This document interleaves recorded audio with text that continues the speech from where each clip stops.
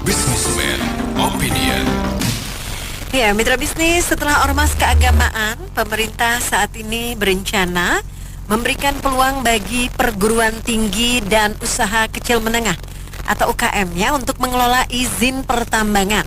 Hal ini diklaim untuk memberikan kesempatan kepada masyarakat luas ikut terlibat dalam mengelola tambang.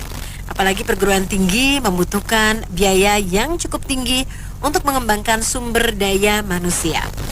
Nah, apa komentar Anda mengenai rencana memberikan izin pengelolaan tambang kepada perguruan tinggi dan UKM ini? Silakan 633 9160 WhatsApp call 0816 924 924. Iya, saya pikir ini kebijakan yang kurang tepat ya.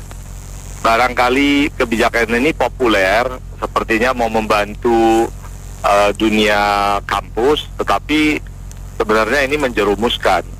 Kenapa? Karena tambang itu salah satu bidang industri yang beresiko tinggi.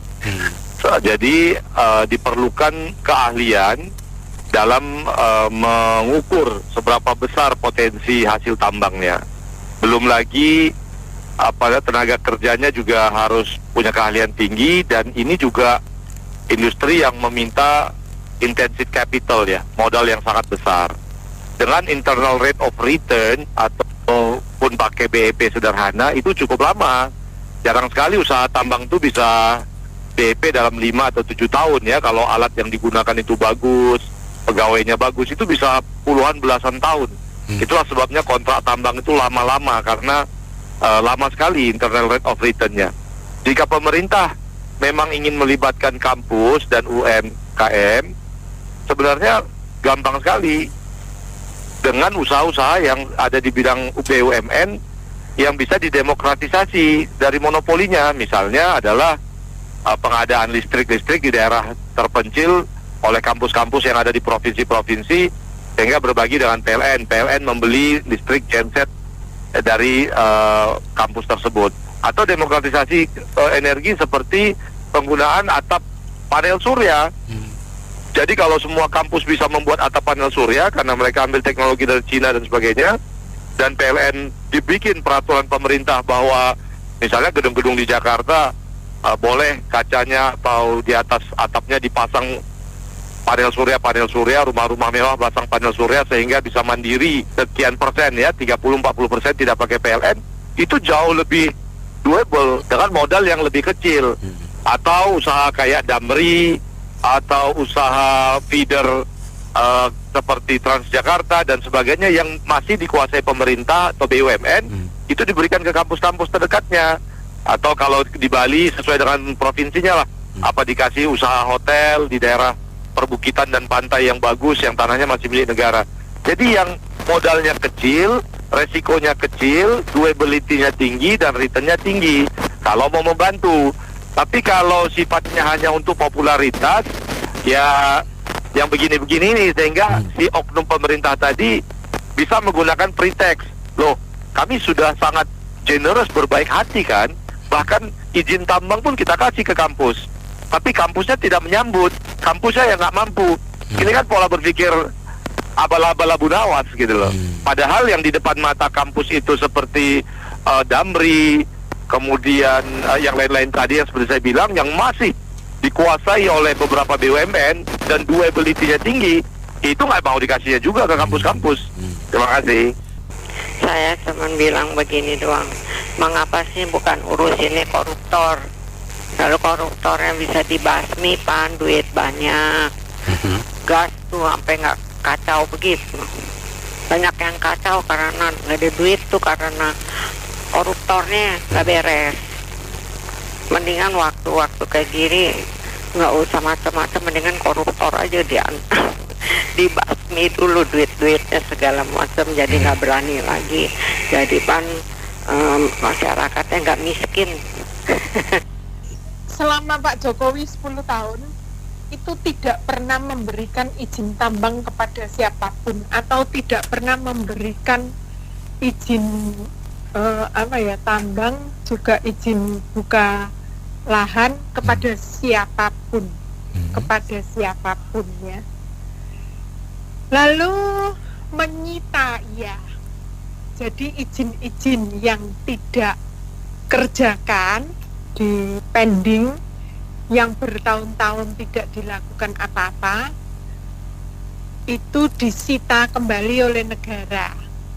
Setelah disita, nah ini diberikan kalau kepada ormas sih saya setuju ya, apalagi NU Muhammadiyah gitu ya, karena mereka kan menaungi banyak umat gitu ya, maksudnya ke arah sosial kayak gitu. Akan tetapi kalau ke universitas atau kampus akademisi, ini berawal pada begini ceritanya. Ada sekelompok orang ke DPR minta usul, lalu DPR memberikan izin. Dan DPR ngebut dalam semalam itu dibahas dan diokekan, padahal undang-undang yang dibuat itu, undang-undang yang direvisi itu adalah undang-undang yang baru dibuat kalau nggak salah tahun 2021.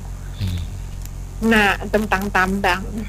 Nah, yang saya takutkan di sini adalah, tahu nggak kualitas orang DPR gimana?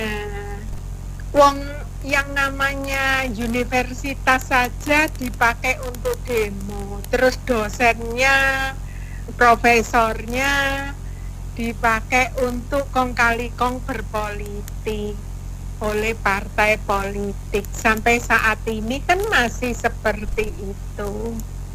Terus apa nggak mungkin kalau bagi-bagi jatah? Nah, yang saya takutkan itu seperti itu. 1, 2. Saya mau nanya, universitas kita ini banyak banget di Indonesia. Ada nggak satu yang berprestasi banget yang misalnya menghasilkan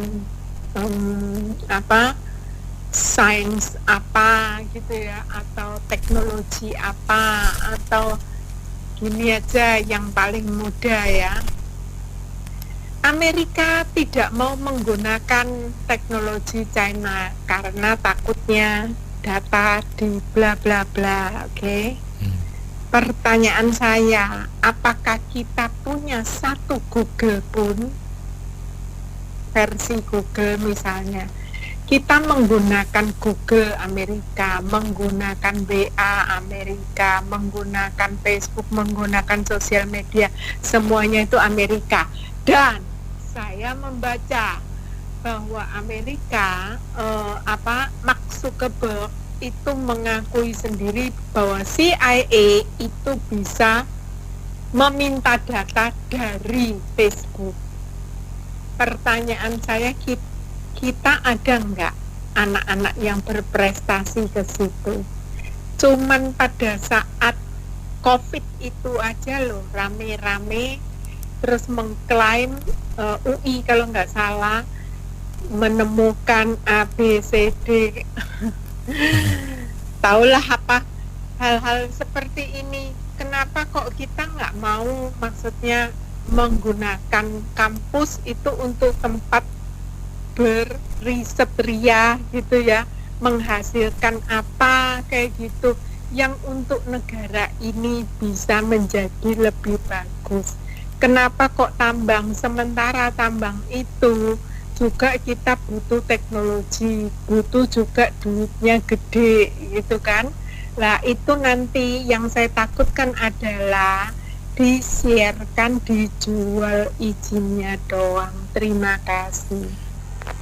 Iya, saya sih sama sekali nggak setuju ya dengan begitu. Karena sebetulnya waktu yang kemarin dengan ormas di diikutsertakan juga itu saya udah nggak setuju, apalagi ini sektor akademik gitu ya.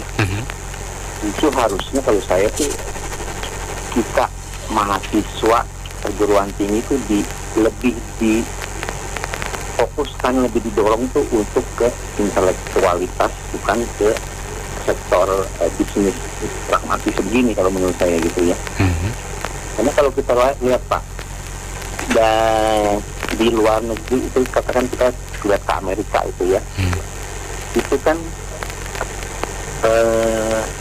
sultan-sultannya yang bercokol di atas itu kan bukan dari sektor hasil bumi, tapi dia dari sektor teknologi ya. Jadi harusnya kita udah berpikir ke sono, jangan mengandalkan selalu ke tambang hasil bumi gitu. Justru harusnya mahasiswa perguruan tinggi itu difokuskan ke sono, untuk penelitian, untuk ke pokoknya yang lebih ke arah ke depan kemajuan teknologi gitu. Jangan balik kita ke alamnya ke tambang gitu. Ini saya sama sekali nggak setuju Pak. Kalau memang alasannya alasan uang, sekarang dengan usaha tambang yang ada, pajaknya diketat ya di nah dari hasil baru buat ke tinggi, kan itu lebih realistis kalau menurut saya. Jadi gini, sebenarnya saya bingung gitu, untuk apa gitu. Dia pasti bakal vakum dulu kan, itu tambang bakal vakum dong. Gak mungkin begitu dikasih izinnya dia bakal langsung bisa kerja. Dia pasti cari subkontraktor yang ujung-ujungnya memang harus profesional yang kerja, ya kan? Yang pasti itu tambang bakal vakum. Dia kasih ke mana? Ke UMKM gitu, mau kasih ke masyarakat luas ya boleh lah, tapi gimana nanti hasil pengelolaan limbahnya itu kan butuh modal nggak sedikit sebenarnya, ya kan? Apalagi kalau dia nanti menghasilkan merkuri, merusak alam, ya kan? Sebenarnya yang begini tuh aduh udah nggak perlu, harusnya udah nggak perlu diatur-atur, dikocok ulang gitu loh. Kalau mau perguruan tinggi bisa melakukan penelitian di area pertambangan itu, harusnya begitu, ikut belajar, ya kan? Perguruan tinggi harusnya fokus pada pengembangan ilmu pengetahuan. Contoh kayak di Irian, ada nggak itu Freeport, ya kan? Masukin harusnya di sana mahasiswa, kasih orang-orang Irian itu meneliti, ya kan? Udah nggak ada lagi emas itu, udah jangan bohong lah, udahlah. Emas paling cuma berapa lo mau gali di kedalaman berapa ratus meter ke bawah, ya kan? Udah nggak ada lagi di situ emas. Kalau dulu nyerok aja tanahnya jadi emas. Sekarang adanya kan nuklir di sana, thorium, ya kan? Lo mau cari apa di sana? Ya ada yang bisa belajar nuklir, mahasiswa belajar nuklir gitu, kan lucu, ya kan? Ya kalau mau ya Freeport yang di iniin izin tambangnya, kasih mahasiswa suruh belajar di sana. Ya mau belajar nuklir, ya kan? Siapa tahu ntar bisa bikin bom nuklir kan, lebih keren lagi kan? Ya gitu aja loh. Makasih. Ya ini namanya juga tanggapan sebelumnya sudah bagus, Pin. Ini tahunnya cuma akal-akalan aja ya. Mana kan banyak nih nggak jelas. Artinya oligarki, bukan oligarki sih, banyakan sih penguasa ya. Apalagi penguasa lama itu juga tambangnya udah banyak, anak mantu cucu udah banyak tambangnya tuh. Bahkan saya dengar tuh itu jalan di tambang itu udah yang menerima pertonasenya itu ya anaknya Mulyono itu, gitu. Nah, ini kan supaya mengkelabui bagaimana supaya masyarakat itu tidak fokus seolah-olah ini diobral gitu. Ini memang merusak bangsa. Kita pernah mikirin nggak ke depannya seperti apa? Apa-apa jangan diobral. Sama dengan dulu kita banyak kayu, banyak rotan diobral. Akhirnya sekarang kita susah. Nah, apa mau diulang lagi seperti itu gitu loh. Tapi katanya dulu dia sarjana kehutanan. Bagaimana konservasi di situ kan banyak yang hidup, bukan hanya, dan bikin tambang itu berapa juta tahun, batu bara aja, apalagi emas. Mikir nggak kita gitu loh. Jadi itu harus kita piara harusnya. Ya kalaupun memang perguruan tinggi itu kurang modal, kenapa nggak sebagian royalti tambang itu, misalkan perguruan tinggi A anak asuh tambang ini, nah Jadi dikurangin, misalnya setorannya ke negara kan simpel saja gitu. Ini dibuat nanti yang tidak ahlinya dikasih gitu. Ini memang kalau menurut saya ini udah akal-akalan, karena kan yang di sekitar Mulyono ini kan semua pemain tambang nih. Nggak usah saya sebut satu persatu. Gitu, ya, gitu aja. Terima kasih. Sebenarnya menurut saya sih, menurut hemat saya kan semua orang kalau punya modal kan boleh aja ngelola tambang. Terus masalahnya apa? Kenapa harus diserahkan ke ormas? Kan kalau ormas yang mendirikan mau mengelola tambang ya, tambang kan harus bentuk PT juga. Ya pasti kan, otomatis. Ya siapapun kan boleh mau ormasnya. Cuman maksudnya kan kenapa harus ditekankan gitu loh pada ormas atau semua? Enggak, menurut saya kan enggak perlu. Nah, khusus pada lembaga pendidikan apa ya? Mereka mengenamakan apa? Tadi. Kenapa Pak? Halo? Iya, lembaga pendidikan, kampus. Pendidikan ya. Dan juga UKM. Ini menurut saya pengelolaan tambang kan biayanya kan gede mestinya ya. Iya, nggak semurah itu ya, alat-alatnya apa semua kan gede. Sekarang kalaupun mereka punya izin ya, katakanlah UMKM punya izin, akhirnya kan mencari investor juga. Nah terus yang ngelola siapa? Untungnya ke siapa? Ya investor juga sama aja. Terus saya nggak ngerti kenapa harus saya nggak ngerti ya arah pemerintah supaya dikelola oleh masyarakat. Memang masyarakat punya duit apa beli alat-alat berat sekian miliar gitu. Kan buntut-buntutnya ya cari investor juga, kerjasama dengan orang luar lah atau apalah. Kan akhirnya ya yang untung jadi atas nama aja kan. Untuk apa? Menurut saya tidak ada gunanya. Menurut saya tidak guna. Lebih bagus mencari investor luar. Menurut saya lebih bagus cari sekali investor luar yang mau tanam duit ngelola tambang seperti ini. Ataukah memang pemerintah sudah tidak punya kemampuan untuk mencari investor sehingga siapa aja boleh dah. Ini nama menurut saya apa ya, tidak punya makna apa ya. Tapi menurut hemat saya lebih bagus diberikan kepada orang yang punya modal untuk mengelola tambang ini, supaya tapi kan itu harus jelas pajaknya segala macam itu harus jelas. Sehingga memang pemasukannya ada ke negara. Itu aja sih. Siapapun oke aja. Saya kira ya. Terima kasih Pak Bin. Oke, Bung Benny, ini kali kok aduh, yang botan-botan lah. Gila banget. Ya, pertama saya komen soal kampus dulu. Baru yang mengenai. Sangat nggak masuk akal bahwa kampus butuh dana besar dalam pengembangan manusia, mahasiswa. Padahal kampus itu semua pada banyak duit, ekspansi dan segala macam. Jadi kenapa cari duit dari lahan yang tidak pernah, maksudnya lahan yang bukan bidangnya anak kampus, lahan pengelolaan. Ya, ini bukan tempat tambang, itu bukan tempat belajar, itu tempat mengelola untuk menghasilkan buat negara. Oke, jadi itu nggak masuk akal. Nomor dua, lagi-lagi ormas, Bang Benny. Gila, kita tahunya ormas zaman dulu waktu kita mau bangun ini, mau bangun itu, ada tarik turun barang sendiri kan.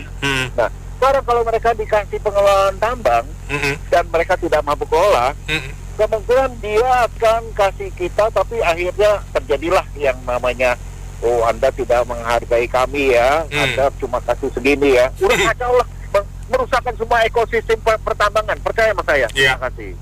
Aduh, gara-gara si Trump itu. Reste itu orang, kita lagi libur panjang, dia komen yang enggak di sana. Bener. Begitu kita buka, nyenggol di bawah 7.000 ya bro ya. Iya, sempat nyenggol di bawah 7.000. Balik lagi ke atas, di atas 7.000. Balik dikit nih. Ini gua heran sama pemerintah nih, nggak jelas amat. Udah dari ormas keagamaan dikasih. Ini sekarang dunia pendidikan juga ditoel-toel. UKM juga, ini apa ya di balik ini ya? Kira-kira ini pasti ada satu pemikiran. Mungkin juga untuk supaya mereka nggak terlalu banyak bersuara kali ya. Karena ormas keagamaan kan itu punya punya massa yang cukup besar, ya kan? power massa, sehingga dikasih gini kan mungkin satu kali mereka kelolanya ada masalah, sekarang udah dipegang deh ekornya tuh. Nah sekarang coba juga ke ini universitas atau perguruan tinggi ya? Perguruan tinggi kampus, Pak. Nah ini kan juga dikasih juga, ini kan namanya kasih uang yang dilegalkan kan gitu kan, bro. Apa juga nanti unsurnya belakangnya supaya lu jangan banyak demo-demo ntar mahasiswa kan jadi begitu kan urusannya kan. Juga termasuk UKM juga kan. Oke. Ini nanti lama-lama juga buruh dikasih, bro. Kalau sampai giliran, halo? Ya. Kalau sampai penyiar dikasih, gue juga mau ikutan nih jadi penyiar nih, bro. Beni dibungkem dikasih tambang. Dibungkem lu. Mulutnya diikat tambang. Pokoknya gue lihat kalau bulan depan ini yang namanya bisnis offline yang jam segini tiba-tiba udah nggak ada, berarti lu dapat hak tambang juga, bro. Tambang dadung. Enggak, bro. Ya. Lah ini kan gue pikir sih ini pemikiran yang aneh-aneh aja nih pemerintah nih. Ini pemerintah aneh-aneh aja. Kampus kan urusannya beda. Kampus mah urusan pendidikan. Mereka belajar berpolitik pun jalurnya ada. Ya biarkan aja, mereka sebagai penyeimbang kok. Sekarang kita Indonesia itu penyeimbang kan media, penyeimbang kan mahasiswa. Betul. Kalau enggak, suara kita kan nyampenya cuma di itu aja, di mobil aja, mobil Mayor Teddy doang.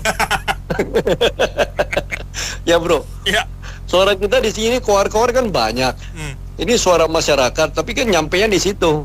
Udah itu udah nggak ada lagi. Nah, jadi gue punya pemikiran ini kayaknya ada udang di balik puyung hai ini kayaknya, bro. Dan saya pikir nggak seharusnya lah dilakukan oleh pemerintah. Nggak usah menghabiskan energi untuk yang rencana-rencana atau wacana seperti gini lah. Beni sering kerja keras pasti lemas. Tambang-tambang negara akan diolah oleh ormas. Cakep. Ibu-ibu marah-marah tuh. Keliling Mas Belon 3 kilogram susah. Sekarang mesti pakai KTP. Aduh ampun, gimana negara gini, pusing juga. Apalagi dikelola. Kan sebenarnya kita punya tambang juga dikelola oleh orang partai kan. Orang partai sih di di Sulawesi, di Kalimantan kan orang partai, orang aja nolak. Cuma kalau masa depan lingkungan kita hancur, anak cucu kita udah nggak ada lagi dan. Ya gitulah kalau kita cerita negara kita, ya mereka yang berhak mengolah Ben ya. Barang gini mah kagak usah serius-serius, bro. Ya enggak? Kita juga udah tahu emang UMKM emang ada duitnya, ya enggak? Bisa kita aja mencet, ya enggak? Lu suruh kelola tambang, temen gue udah habis 2 triliun nih kagak jalan tuh bupati, lu suap aja kagak keluarin, dia yang punya tanda tangan, kalau dia nggak lu kasih saham juga nggak jalan, bro. Gitu. Boleh juga nih kartu dibuka. Mau gue buka mah, gua habis-habisan orang temen gue semua kok yang main di situ ya, dia yang punya kuasa, dia yang punya lahan mau apa katanya. Asal yang namanya main tambang tuh triliunan. Temen gue habis 8 tuh, gue kasih tahu bro. Baru bisa nyuapnya kenceng bro. Iya, so, kita mah fair aja. Sumber daya alam tuh Undang-Undang Dasar 45 pasal 33 dikuasai oleh para oknum pejabat, oknum jenderal, oknum dan keluarganya beserta kroni-kroninya, kan gitu ya bunyinya ya. Salah ya untuk kemakmuran rakyat ya, salah gue ternyata. Soalnya faktanya di Indo begitu bro, iya nggak? Itu juga rakyat kali. Itu juga rakyat, para jenderal dan para keluarganya. Berarti lo kebelain jenderal, berarti lo dapet lo. Kagak. Iya. Nah sekarang kita balik. Nah namanya kampus itu tugasnya bikin jurnal ilmiah bro. Iya betul. Dipublish, ya nggak, mencerdaskan kehidupan bangsa, bukan mengelola tambang, ya nggak. Kalau ormas, ya udahlah kita sama-sama tahu dana hibah triliunan kok ke ormas, mungkin ormas duitnya banyak lah, ya nggak. Ayo open-openan, ayo APBN, APBD tembus ke ormas berapa banyak, ya nggak. Nah, itu juga lucu namanya ormas. Ya iyalah, masya Allah lah bro, masya Allah disuruh lagi itu bukannya buat apa program buat toleransi, ya enggak. Adem lu suruh kelola tambang. Iya. Jadi kita ngeliatnya gini nih, ini jangan-jangan nih jurus suap baru nih bro, ya enggak? Iya dong. Iya dong. Bener, kalau dikasih, lu diem lu, ya enggak. Selama ini kan urus iup, bukan jutaan, miliaran, sampai triliunan lagi, ya enggak. Jadi seolah-olah tuh pro ke rakyat bro, ya enggak. Dosa lah bahasanya, ya enggak. Itu dosa, mau cuci rinso juga kagak bersih-bersih lah bro, gue gitu aja lah bro. Ya, makasih lah bro. Itu kan ada yang UMKM, kecil menengah atau kecil mikro tuh? Kecil menengah Pak? Oh kecil menengah, oke. Kalau kecil masih oke lah ya.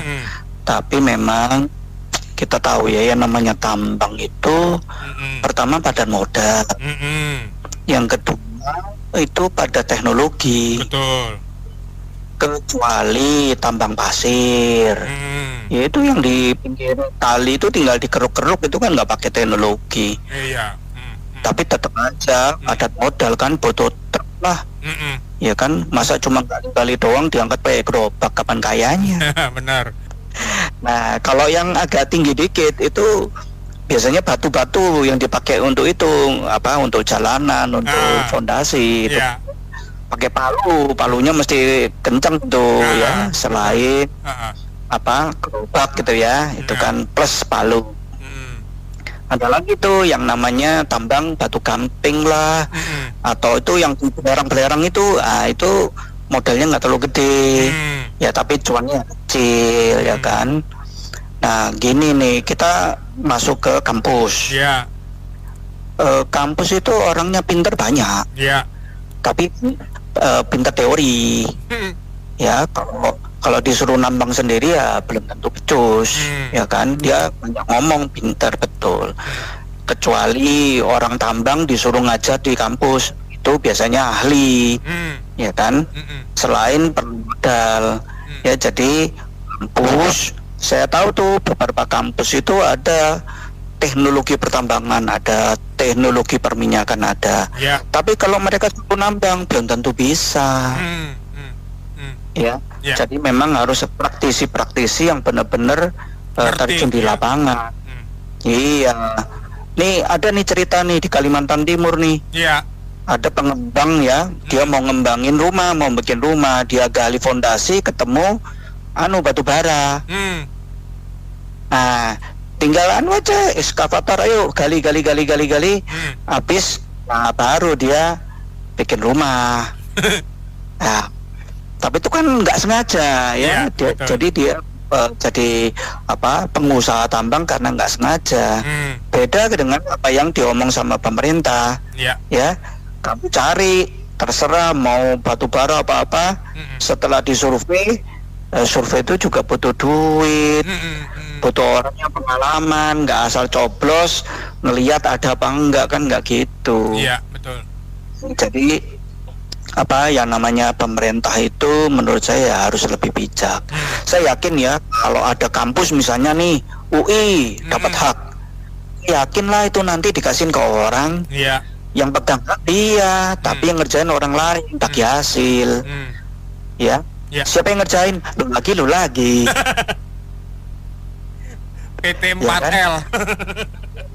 Ya, kalau itu tambang, itu jangan-jangan saudaranya bro ini, apa? Bro itu kan saudaranya pengusaha tambang batubara semua, ya kan? Jangan sampai lah ujung-ujungnya seperti itu juga gitu kan ya. Ya ini sih cuma pemikiran aja ya. Katanya di YouTube kan ada yang bilang kalau misalnya diikutkan itu jadi istilahnya mereka nggak demo-demo lagi gitu loh. Karena kan dapat bagian gitu ya. Sebenarnya sih di perusahaan yang lain-lain juga begitu lah. Kalau misalnya dapat untung dari situ, mereka juga nggak ikutan protes gitu loh. Bukan hanya ini aja sih, menurut saya ini mungkin taktik atau gimana? Karena kan selama ini kan yang kekuatan yang bisa menjatuhkan itu kan kalau demo dari mahasiswa kan. Nah, kalau dari pers kan belum bisa sekuat itu, harus ada mahasiswanya. Nah, mungkin ini untuk melemahkan kali. Jadi yang protes-protes biar pada tenang gitu. Kalau pendapat kita sih mestinya itu nggak ditunjuk-tunjuk seperti itu, bikin aturannya yang jelas, aturannya ditegakkan. Kalau memang kekayaan alamnya diambil, nanti dibetulin lagi sama masyarakat sebelah gimana, masyarakat lingkungan sama pendapatan juga itu jangan lupa itu kekayaan negara berarti bagi dua lah sama negara begitu. Jadi jangan nunjuk ini atau ini itu kan sistemnya terbuka gitu kayak dilelang begitu. Jadi kalau yang nggak ikut aturan mesti langsung dicabut gitu. Makasih. Sangat kacau gitu. Bahwa pertambangan itu bukan suatu industri yang mudah. Butuh expert yang pengalamannya sudah jauh, bukan hanya secara teori bahwa kandungan bla bla bla bla, tapi pengalaman di lapangan akan berbeda dengan teori yang kita pelajari di sekolah. Kemudian komersilnya bahwa secara teori costnya sekian sehingga ini apa kita bisa jual lebih murah. Kalau mereka salah perhitungan akan mengacaukan ekosistem semua sisi komersial pertambangan di Indonesia. Bisa rusak semua, bisa rusak total. Terima kasih. Kalau menurut saya lucu-lucuan aja lah Anita, ya nggak? Kita anggap ini lagi bikin dagelan Sri Mulat ketoprak humor gitu loh. Jadi bayangin ormas agama bisa ngelola tambang, ngurusin agama dong supaya nggak ada konflik di bawah, ya nggak? Itu tugas SOP-nya. Universitas bikin mahasiswanya buat jurnal ilmiah, dipublish, ya nggak? Menghasilkan STM yang bagus, betul nggak? UMKM dibina, ya nggak? Supaya modalnya kuat, ya nggak? Yang gini malah dicekokin yang macem-macem. Buat lucu-lucuan aja lah kalau saya bilang mah. Emang negara ini nggak kekurangan panggung ketoprak humor. Bawa ketawa aja lah Anita, ya nggak? Makasih ya. Di satu sisi iya, kalau dari alasannya sih kayaknya bagus banget ya untuk mengajak kerjasama, artinya UKM ya. Saya bertanyakan juga UKM yang mana yang bisa mengelola tambang ya. Itu dia masalahnya. Sebegitu mahal gitu ya. Padahal udah pakai O2 loh UKM itu sekarang. Gitu dengan birokrasi yang sebegitu rumit gitu ya. Nah, kira-kira UKM yang mana? Lalu ke perguruan tinggi, menurut saya melibatkan diri dalam hal ini ya, karena ini membungkam secara halus sih menurut saya ya. Selama ini kan yang kritis itu kan akademisi ya, terus mahasiswa gitu. Terus apa jadinya kalau kita sudah dikasih apa nih namanya di proyek yang terlibat gitu, jadinya mereka nggak berbicara. Cuan itu kan selalu mengalahkan segalanya nih, kadang logika pun hilang. Nah, nanti kalau orang Jawa tuh bilangnya ketapuk duit meneng gitu loh. Wes, NPWP, wani piro nomor piro kan gitu ya. Oke, lanjut. Nah, lalu nanti apa jadinya kalau semuanya dibungkam, kita nggak berani kritis. Kalau kritis nanti dicabut nih, terus kagak gue kasih misalnya. Lalu mahasiswanya akan dibilang main dosen jangan main-main ya. Ente berani demo, apa nilai gue turunin nih. Ini kan juga jadi perguruan tinggi itu baiknya independen aja lah ya. Kalau soal butuh biaya, apa sih yang nggak butuh biaya ya? Tapi kan nggak harus ke situ juga gitu. Ingat, negara itu punya kekuasaan yang nggak nggak bisa terbantah, nggak bisa terbendung. Kita nggak bisa berbuat apa-apa kalau udah intervensi dia. Ya walaupun penguasa sekarang kalah sama pengusaha, contohnya pagar laut aja nggak kelar-kelar, karena itu melibatkan pengusaha ya. Terlanjur masuk cuannya ke situ kan susah juga, misalnya mau ditindak ya pengusahanya mengancam ini itu takut juga gitu. Jadi menurut saya independen aja lah. Kalau UKM mungkin kalau berani coba, kalau punya modal Ya kan itu modalnya nggak sedikit juga, ngurus izinnya juga besar gitu ya. Kalau kayak perguruan tinggi, baiknya sih mau negeri kah, mau swasta kah, independen aja lah supaya kita bisa mencetak warga negara yang berani gitu, kayak nenek yang berisik kayak gini ya.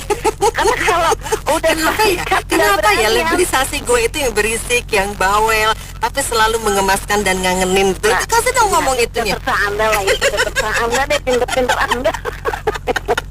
Suka nih gue kayak gini, dapet sparring partner gue. Lanjut. Ini kan pasti dulu lulusan dari perguruan tinggi yang independen nih, bocah-bocah kayak Nena gini ya. Iya dong. Iya, jangan disetir-setir gitu. Kasihan Indonesia emas bakalan jadi Indonesia cemas nantinya. Kalau saya mengacu pada rumus konsep proposal ya Bu Kamal, karena kita juga dulu kan waktu pengadaan pembangunan perumahan juga mengalami sama persis seperti itu. Seperti 17 Agustus juga kita pengadaan anggaran, kita butuh modal ya, datang ke pabrik atau perusahaan minta permohonan ya, seperti itu juga. Mungkin dari pertambangan itu, dari AMDALnya diceknya, dari status organisasinya dan permodalan marketingnya juga sebagainya. Artinya mahasiswa juga kan sudah dituntut lebih maju mengenai uji makalah yang harus mereka sesuaikan, atau dalam prosedur sekarang akta yang 2022 kemarin mengenai pertambangan go green.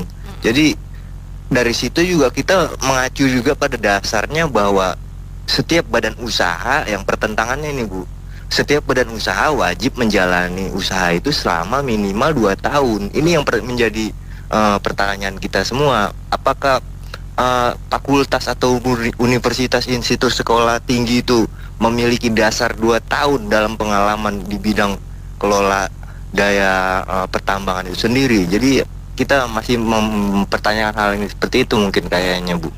Ya kan Bu? Mungkin begitu aja lebih tepat. Ini kalau saya bilang sih keputusan yang nggak pada tempatnya sih, keputusan yang sangat-sangat salah kaprah aja. Karena dilihat di basicnya masing-masing UMKM, dia basicnya di usaha dan usaha kecil di pendidikan dan usaha kecil menengah kan. Dari seumur-umur saya kuliah sampai saya lulus hari ini kan, kayaknya baru kali ini deh ada universitas mau dikasih untuk mengelola tambang. Yang ada nanti malah perahu tuh, ibaratnya gini, Jeng Lina ini kan jualan kue cucur lah ya kan, tiba-tiba jualan mobil, kelimpungan nggak? Masa mobil mau jajan di pinggir jalan tawarin kan nggak mungkin kan? Mobilnya bentuk cucur. Kalau kasih saran tuh lebih baik pemerintah tuh yang masuk akal lah. Misalnya perguruan tinggi, misalnya mau dikasih usaha apa gitu yang berhubungan dengan dunia pendidikan atau mungkin dunia penelitian, sih saling ada korelasi, kan? Nah kalau misalnya ya jangankan usaha tambang, mereka aja mau mengelola makan gratis saya susahnya setengah ampun maaf ya, maaf, para penambang liar itu pun juga sampai sekarang bukannya malah di ini aja ya, direkrut gitu ya untuk mereka bisa menjadi bagian dari hal tersebut. Betul, dipersatukan, dibina misalnya berapa biji, maksudnya berapa orang yang pengusaha ilegal, maksudnya bukan ilegal sih, maksudnya liar atau ilegal sama ya pokoknya yang nggak berizin. Kan banyak kan mereka yang masyarakat kecil yang kemudian mereka punya sendiri kecil-kecil yang quote unquote ilegal itu loh, mendingan itu ya.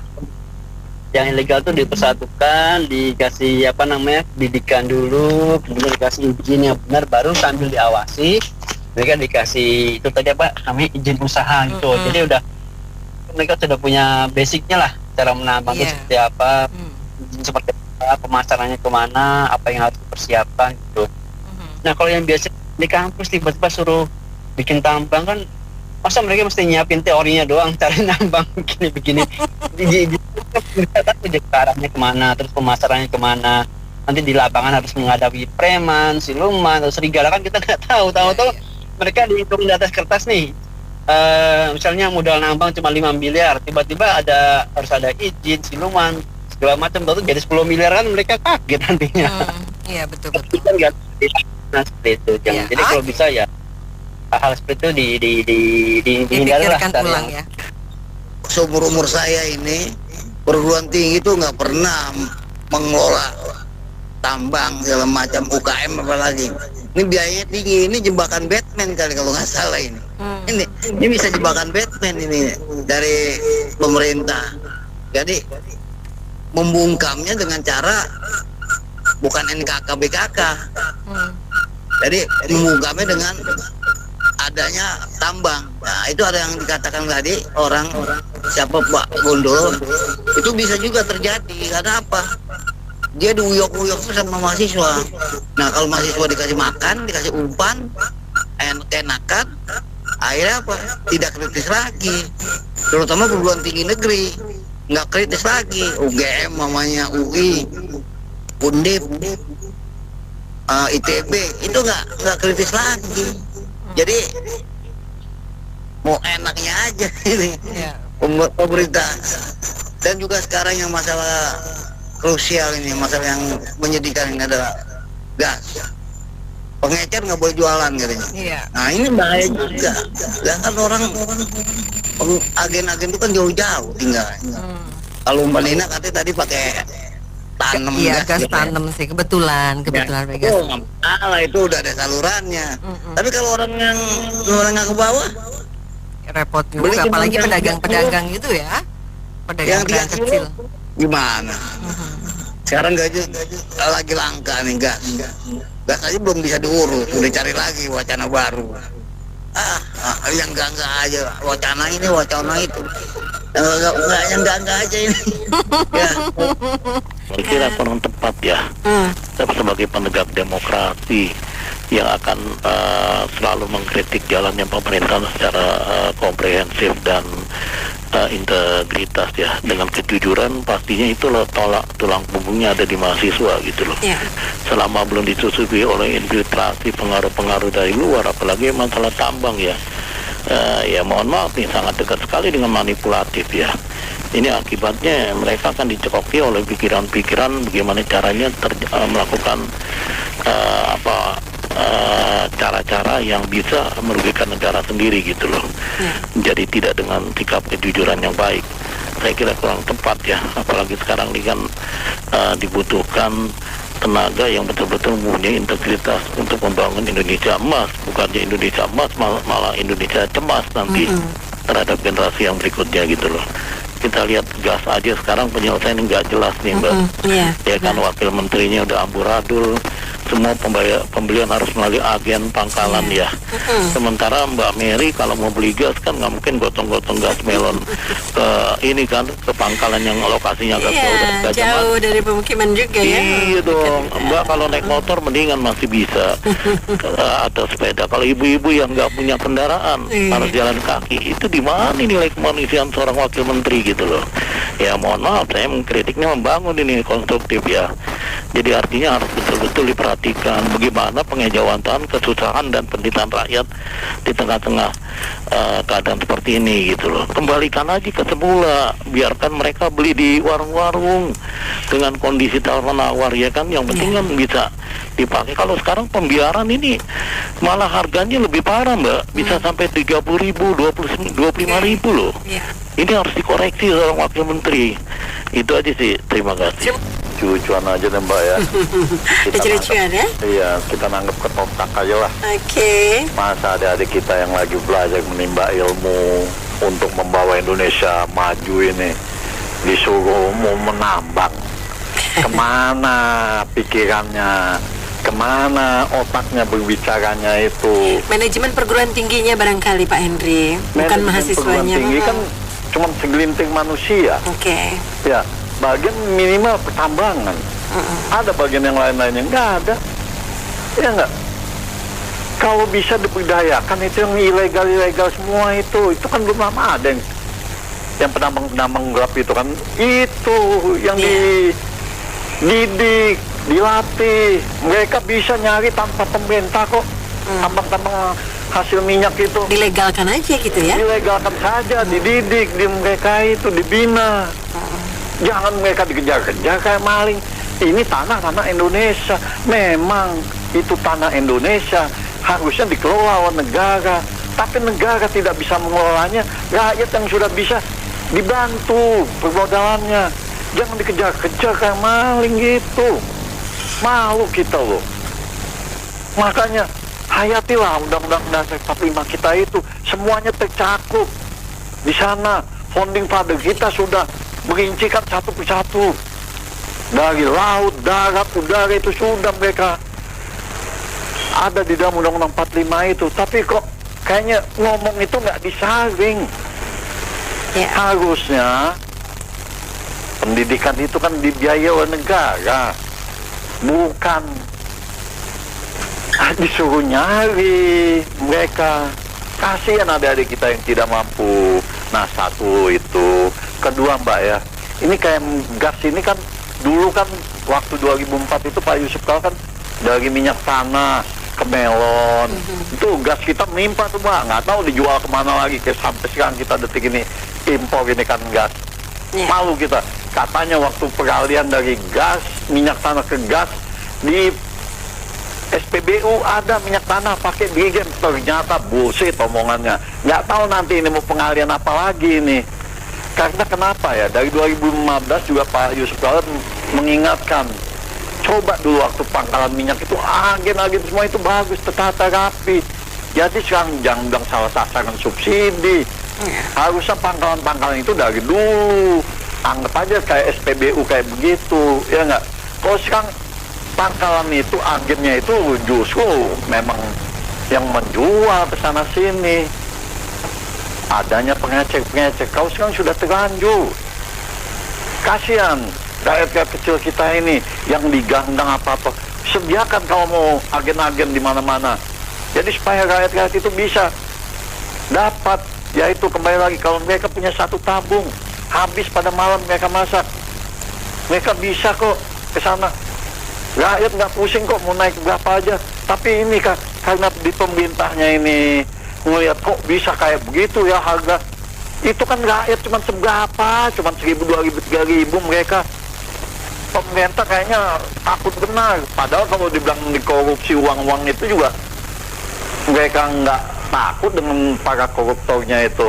Jadi kembali lagi saya bilang, cobalah tolong segala sesuatu apa yang dibicarakan itu jangan dibuka kayak begini, malu kita sampai adik-adik kita disuruh atau di tempat kampus, aduh malu deh, nggak bisa saya bicara lagi lah Mbak. Oke Pak Henry, terima kasih. Baik mitra bisnis, kita cukupkan sampai di sini. Opini komentar Anda kami tampung dalam Businessman Opinion. Saya Mary Agustin.